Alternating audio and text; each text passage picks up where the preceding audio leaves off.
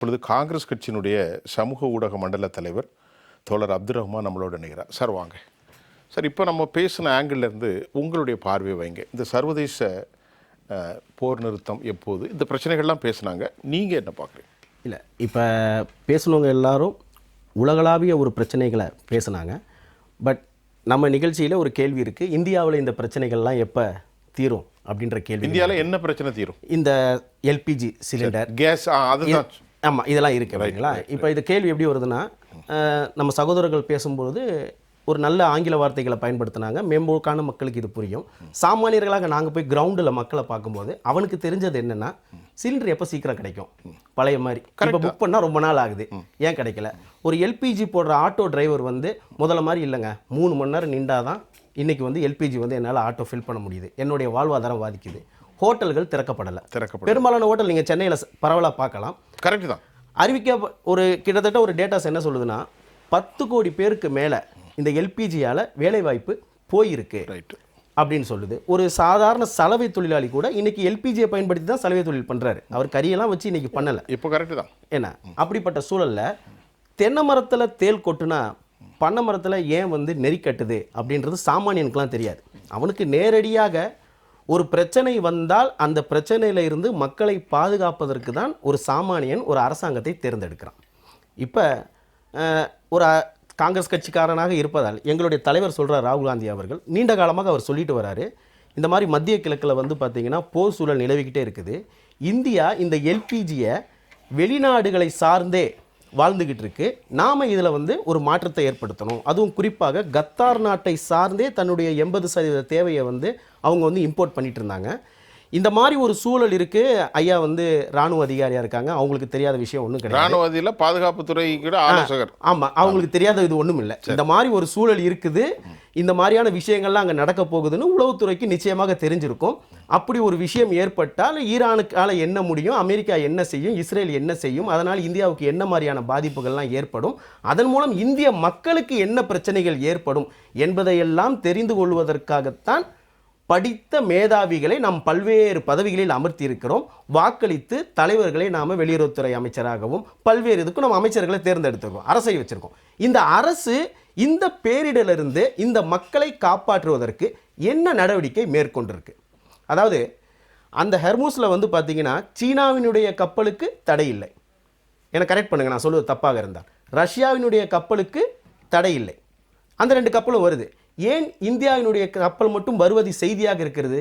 India ஏன் இந்த இடத்தில் சூப்பர் பவராக இல்லை? ஒரு சின்ன விஷயம், சோத்துக்கு வழி இல்லாத நாடு அப்படின்னு சொல்லி பொதுவாக பாஜக காரர்கள் விமர்சிப்பார்கள் பாகிஸ்தான் கண்ட்ரியை பற்றி ஏதாவது ஒரு நடவடிக்கை. உண்மை அதானே? சரி, அப்படியே சொல்றேன், புரோக்கரேஜ் பண்ணிட்டு இருக்காங்க.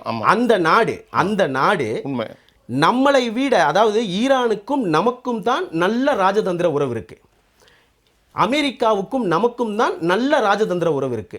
இஸ்ரேலுக்கும் நமக்கும் தான் நல்ல ராஜதந்திர உறவு இருக்கு.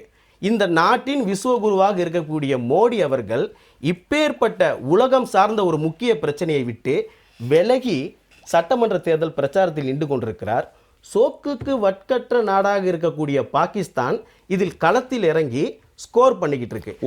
அப்துல் ரஹ்மான், ஒரு சின்ன குறுக்கீடு, அவர்களுக்கு வேற வழி கிடையாது. பாகிஸ்தானில் எந்த வளமும் இல்லை. IMF இன்டர்நேஷனல் மானிட்டர் பண்ண has provided the funding for 4 billion இன் பாகிஸ்தான். இவனுடைய ரெக்கமெண்டேஷனில், அமெரிக்காவுடைய ரெக்கமெண்டேஷனில் பாயிண்ட் நம்பர் 1. அது மட்டும் இல்லாமல் அவன் அமெரிக்காவுடைய ப்ராக்சி. நல்லா கவனித்துக் கொள்ளுங்கள், பாகிஸ்தான் என்பது அசீம் முனீர் அமெரிக்காவுடைய ப்ராக்சி. உலகத்தில் காசாவில் பிரச்சனை நடக்கிற போது சமாதான தீர்வு நடக்கிறது. ஆல் லீடிங் கண்ட்ரிஸ் கேதரிங் தி ஸ்பாட். என்ன சொன்னார் தெரியுமா ஷெரீஃபு? நோபல் கொடுப்பதற்கு த பெஸ்ட், உலகத்திலே சிறந்தவன் இந்த மனிதன் தான் சொன்னார். யார்? ஈஜிப்டில். நீங்கள் பார்த்துருப்பீங்க. அப்போ அவங்க பயன்படுத்துகிறாங்க. இன்றைக்கி உலகத்தில் தனித்து விடப்பட்டது, நேட்டோவிலிருந்து தனித்து விடப்பட்டது, ஏஷியா கண்ட்ரிகளிலிருந்து தனித்து விடப்பட்ட அமெரிக்கா கெப்ட் அலோன், உலகத்து பார்வைகளிலிருந்து ஐசோலேட் பண்ணப்பட்டிருக்கிறது. இன்றைக்கி இவங்க ஒருத்த மட்டும் தான் பேசிக்கிட்டு இருக்கான். யார்? அசீம் முனீர் மட்டும் தான் பயணிச்சுக்கிட்டு இருக்கிறார். அதுதானே உண்மை. சார், நான் சொல்லலாம், பேசுங்க. கல்யாண வீடாக இருந்தாலும் சாவு வீடாக இருந்தாலும் நான் தான் மாப்பிள்ளையா இருக்கணும் அப்படின்ற எண்ணம் அமெரிக்காவுக்கே இருக்கு.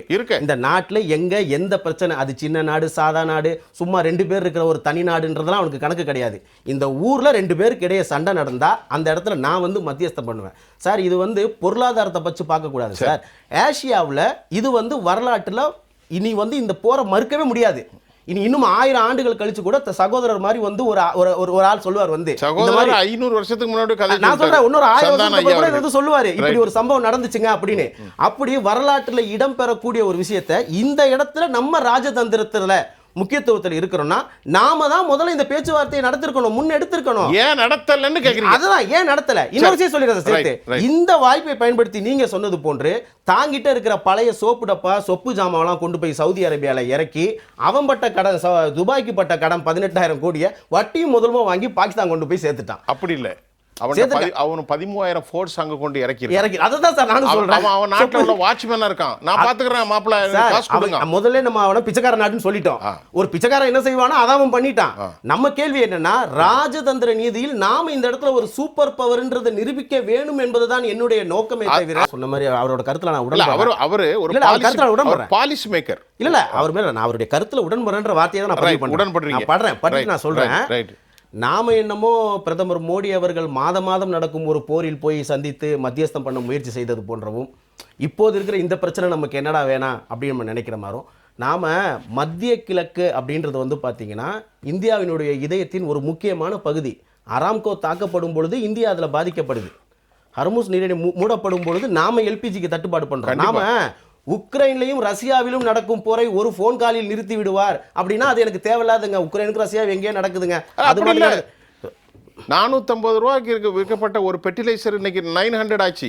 அதுக்கு காரணம் உக்ரைன்ல இருந்து நமக்கு வரக்கூடியதான். நம்ம அப்படிலாம் விட்டு போக முடியாது. அதுதான் சார், நீங்க இருக்கிற பருப்பு தால் ஏகப்பட்டது நமக்கு அங்க இருந்தா வருது. பாம் ஆயிலும் அங்க இருந்தா வந்து சார், அந்த போர் ஆரம்பிச்சப்போ பாம் ஆயில் விலை ஏறிடுச்சு. நம்ம மலேசியாவுக்கு போன மறுபடியும் என்ன அதே இது நமக்கு அண்டை நாட்டுல இருக்குது. குறிப்பாக நம்மளுடைய எதிரி இந்த உலகத்தில் ஒரு முக்கியமான மத்தியஸ்தை செய்து தான் வந்து இந்த உலகத்தில் ஒரு முக்கியமான ட்ரம்ப் ட்வீட் பண்றாரு.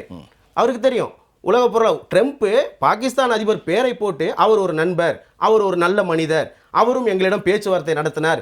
ட்ரம்ப் நீங்க சொல்ற மாதிரி அவருடைய பெட்டாவே இருக்கட்டும், இஸ்ரேலும் அவர்களுடைய பெட்டு தான், பாகிஸ்தானும் அவர்களுடைய பெட்டு தான், எப்போதும் அவர்கள் பண்ண. ஆனால் ஒவ்வொரு முறையும் ட்ரம்ப் அவர்கள் மோடி அவர்களை எனது நண்பர் என்கிறார். இந்தியர்களை பார்த்து நரக குழிங்கிறான். அதுதான் சார் சொல்றேன்னா சார், அதுதான் மனுஷன் பேசுற பேச்சு. அதுதான் சார் சொல்றேன். இப்படிப்பட்ட ஒரு நபர் கனடா மீது பாய்றாரு, கிரீன்லாந்து மீது பாய்றாரு, மெக்சிகோ மீது பாய்றாரு. இவர் அடுத்து எங்க பாய்வார்னு தெரியலன்றப்ப நீங்க உஷாராக வேணாமா? அடுத்து இந்த பூனை எந்த வீட்டுக்குள்ள பாயுண்டா அப்படின்னு சொல்லி அப்ப நீங்க என்ன பண்ணிருக்கணும்? ஆஹா, இப்படிப்பட்ட ஒரு ஆள் இங்க வந்திருக்காருன்னா நம்ம மக்களை சார் சார் சிம்பிளா சொல்லி உஷாராய் என்ன செஞ்சிருக்காங்க சார்? நான் சிம்பிளா சொல்றேன், சொல்லுங்க. உஷாராய் சொல்லுங்க சொல்லிடுறேன் சார். 91 2001 2 போர் நடந்து முடிஞ்சிச்சு. 2004 மன்மோகன் சிங் ஐயா அவர்கள் வந்து வர்றாங்க. எஸ்பிஆர்னு சொல்லி ஒரு ப்ராஜெக்டை கொண்டு வராங்க. என்ன பண்றாங்க அவங்க? விசாகப்பட்டினம் அதுக்கு பிறகு பார்த்தீங்கன்னா மங்களூரு, அப்புறமேட்டு பாடூர், 3 பகுதியிலும் நிலத்தில் இருக்கிற பாறைகளை குடைந்து எப்போவெல்லாம் வந்து கச்சா எண்ணெய் விலை குறைவாக கிடைக்கிறதோ 5.33 மில்லியன் மெட்ரிக் டன், அதாவது நம் இந்திய தேவைக்கு 10 நாளைக்கு தேவையானதை ரிசர்வில் வந்து ஸ்டோர் பண்ணி வச்சுருக்கோம்.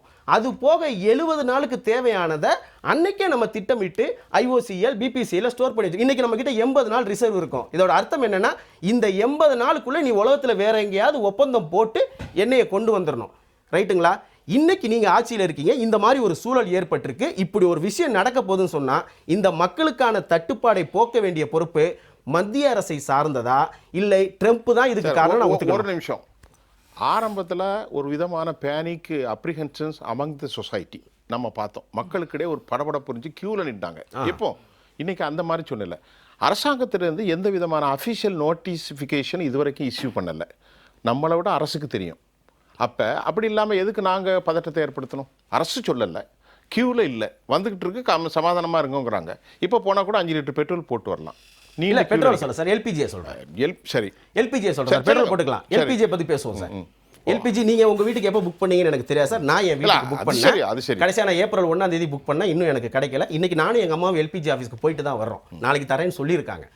ஸோ இந்த மாதிரி சூழல் நான் வந்து சார் மக்களில் ஒருவனாக இருந்து பேசுறேன். சரி, அல்ல, நம்ம அதான் முக்கியம். மக்களுடைய பிரச்சனை வந்து பாத்தீங்கன்னா இப்ப இந்த 3 பேர் பேசுறது நீங்க பேசுறது மக்களுக்கு புரியுது, எல்லாரும் 3 பேரும் பேசுறதும் புரியுது, ஒவ்வொரு ஆங்கிள் பேசுறதா தெரியும். மக்களுக்கு என்னன்னா, நான் புக் பண்ணுனா எனக்கு சிலிண்டர் வரணும், நான் காலையில கடையை திறந்து இட்லி சுடணும், விற்கணும், சாப்பிடணும், குழம்பணும், ஏன் வாழ்வாதாரம் நடக்கணும்ப்பா, நீ சண்டை போடு போடாதெல்லாம் எனக்கு தேவையில்லை, எனக்கு இன்னைக்கு 500 ரூபா நான் சம்பாதிக்கணும், அதுக்கு என் வியாபாரத்துக்கு எந்த பிரச்சனையும் வரக்கூடாது, அதுக்கு நீ என்ன செய்யணுமோ அதுதான் அரசினுடைய வேலை.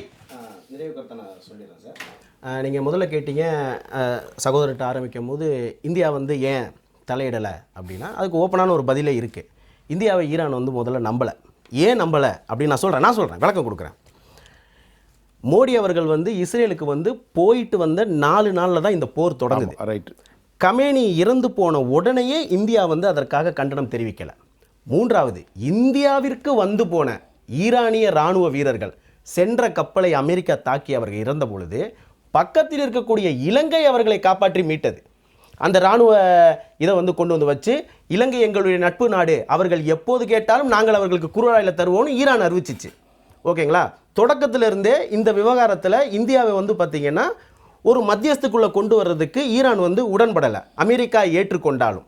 இன்னொரு விஷயம் சகோதரர் சொன்னார், நாம் இதில் பொருளாதாரத்தில் இன்னும் பின்னுக்கு எதுவும் போயிடலன்னு. உங்களுக்கு தெரியாத ஒன்றும் இல்லை, முந்தானத்தான் நம்ம ஜிடிபியில் 4வது இடத்துலேருந்து 6வது இடத்திற்கு பின்னுக்கு தள்ளப்பட்டோம்.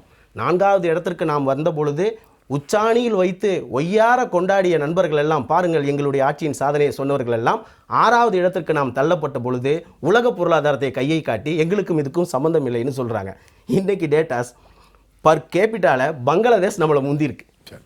யதார்த்தத்தை நம்ம ஒத்துக்கணுமா இல்லையா சார்? அப்போ நம்ம என்ன பண்ணணும் அப்படின்னு பார்த்தீங்கன்னா, நீங்கள் ஒரு மத்திய அரசு இந்த உலகம் என்ன செய்து கொண்டிருக்கிறது என்பதை பார்த்து அதை நோக்கி நகர்ந்து அதற்கான ஏற்பாடுகளை செய்யுங்கள். மாறாக மாநில அரசுகள்லாம் என்ன பண்ணிட்டு இருக்கு, யாரை பண்ணலாம்னு சொல்லி செய்யாமல் பண்ணும் சார்.